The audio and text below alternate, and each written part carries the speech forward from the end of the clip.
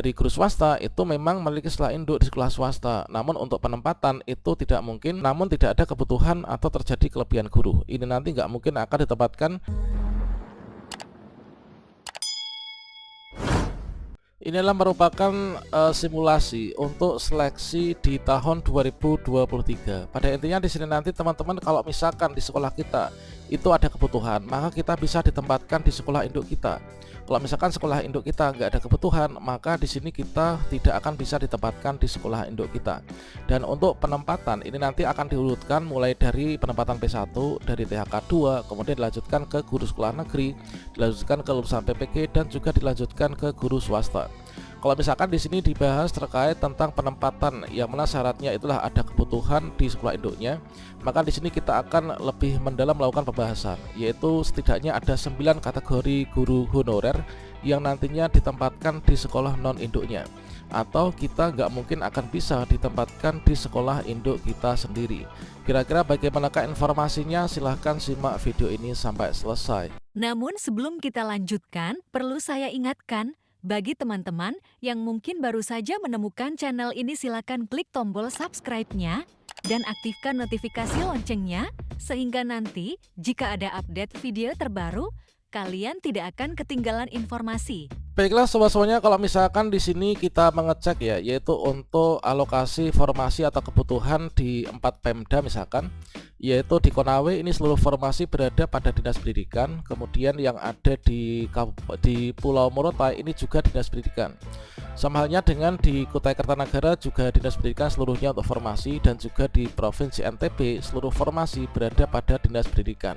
Artinya di sini nanti setelah formasi semua Dinas Pendidikan, maka untuk pengalokasian ataupun juga pendistribusian formasi ini nanti akan diurutkan berdasarkan dari perankingan prioritas ya, kemudian juga perolahan nilai dan juga mekanisme seleksi dari seluruh formasi yang ada pada Dinas Pendidikan. Di sini nanti dari teman-teman baik itu P1, P2, P3 dan juga P4, maka nanti formasinya akan diberikan ke sana sesuai dengan mekanisme seleksinya. Sementara kita ketahui bahwa untuk mekanisme seleksi P3K guru di tahun 2023 ini adalah terdiri dari 2 mekanisme, yaitu penempatan, yaitu P1. P1 terdiri dari THK 2, guru sekolah negeri, kemudian lulusan PG dan juga guru sekolah swasta. Kemudian setelah penempatan P1 sudah kelar, dari formasi yang ada, tentunya satu daerah dengan daerah lain untuk jumlah formasi per mapelnya tidak akan sama. Dan juga untuk jumlah P1, P2, P3 ini juga nggak sama dari satu daerah dengan daerah lain. Setelah selesai dari penempatan V1, kalau misalkan masih ada sisa formasi, maka akan dilanjutkan mekanisme seleksi dengan menggunakan CAT, yang mana untuk urutan penempatannya dimulai dari THK 2 dulu yang mengikuti seleksi catat observasi, dilanjutkan dengan tes wawancara ya, yaitu paling banyak 3 kali jumlah kebutuhan jabatan dalam satu instansi berdasarkan nilai ranking tertinggi dan juga ketersediaan formasi atau kebutuhan yang ada di sekolahnya.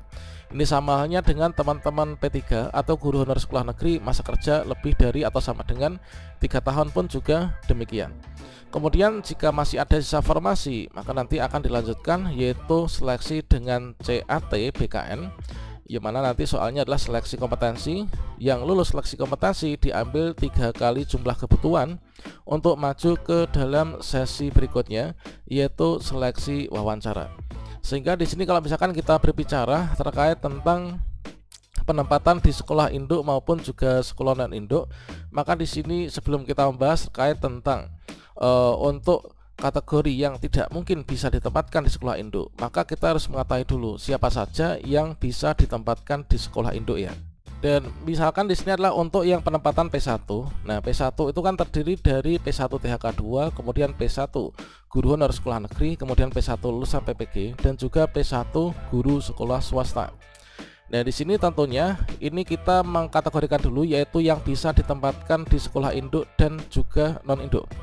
Nah, yang ditempatkan di sekolah induk ini adalah untuk logikanya, ini adalah teman-teman THK 2 dan juga guru sekolah negeri.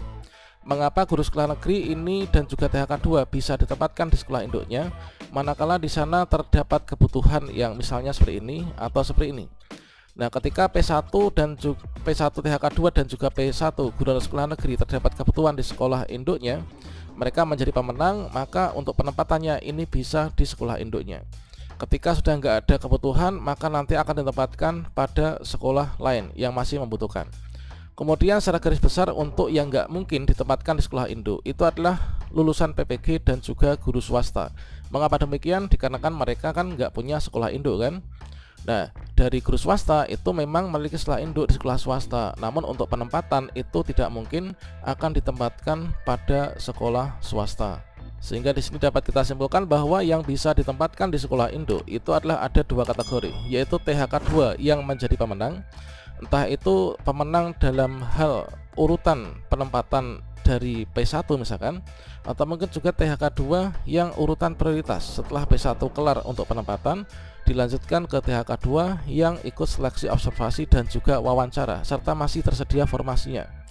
Kemudian juga guru sekolah negeri yang menjadi pemenang. Inilah entah itu guru sekolah negeri P1 maupun juga guru sekolah negeri dengan status P3. Di sini nanti bisa berpotensi untuk ditempatkan di sekolah induk. Dan lantas di sini untuk 9 kategori guru honorer yang akan ditempatkan di sekolah non induk atau tidak mungkin akan bisa ditempatkan pada sekolah induknya. Itu kira-kira siapa saja?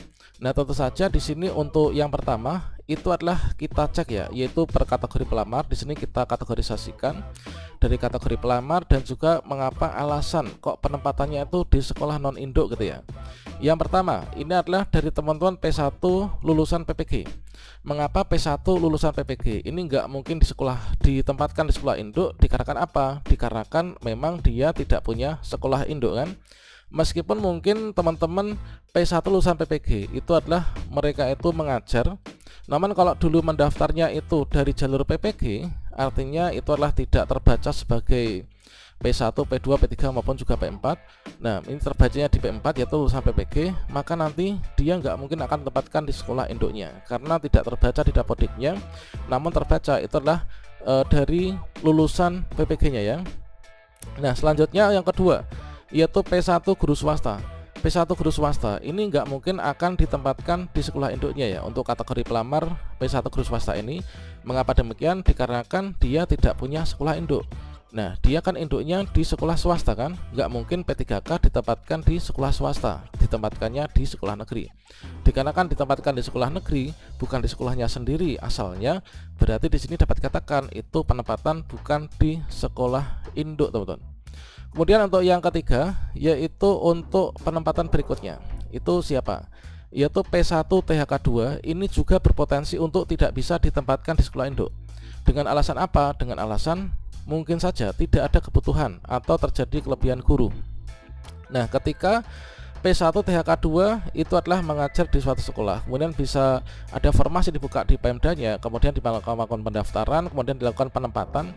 Ternyata mau ditempatkan di sekolahnya sendiri itu tidak ada kebutuhan karena di sana terjadi kelebihan guru. Misalkan untuk dia telah P1 dari guru agama Islam misalkan ya, guru agama Islam, dikarenakan di sana sudah ada guru agama Islam yang berstatus PNS atau P3K misalkan, maka dia nggak mungkin ditempatkan di sana, akan ditempatkan pada sekolah lain yang masih membutuhkan ya. Nah, selanjutnya adalah dari teman-teman P1 guru honor sekolah negeri, yang mana di sana kalau misalkan di sekolahnya itu sudah nggak ada kebutuhan atau sudah menjadi kelebihan guru, kalau misalkan kita tempatkan di sana, maka nanti akan ditempatkan di sekolah lain. Artinya nggak mungkin ditempatkan di sekolah induk. Misalkan saja seorang guru PJOK ya, manakala di sekolahnya itu sudah cukup untuk guru PJOK-nya dan statusnya P3K maupun juga PNS, maka dia nanti nggak mungkin ditempatkan di sana, akan ditempatkan di sekolah lain, teman. Kemudian untuk yang kelima yaitu P2 atau THK 2. Nah, P2 atau THK 2 yang di sini lulus seleksi, baik itu lulus seleksi CAT, observasi maupun juga lulus seleksi wawancara menjadi pemenang, namun tidak ada kebutuhan ataupun juga terjadi kelebihan guru, maka di sini nanti P2 ini tidak mungkin akan ditempatkan di sekolah induknya, teman. Kemudian untuk yang keenam yaitu dari P3 atau guru sekolah negeri masa kerja lebih dari 3 tahun yang lulus seleksi namun tidak ada kebutuhan atau terjadi kelebihan guru. Ini nanti nggak mungkin akan ditempatkan di sekolah induknya. Kemudian yang ketujuh yaitu P4 ya, P4 guru sekolah negeri. Nah, P4 guru sekolah negeri kan memiliki sekolah induk kan. Nah, meskipun dia nanti lulus seleksi, kalau misalkan sudah nggak ada kebutuhan di sekolahnya, maka nggak mungkin dia akan ditempatkan pada sekolahnya tersebut.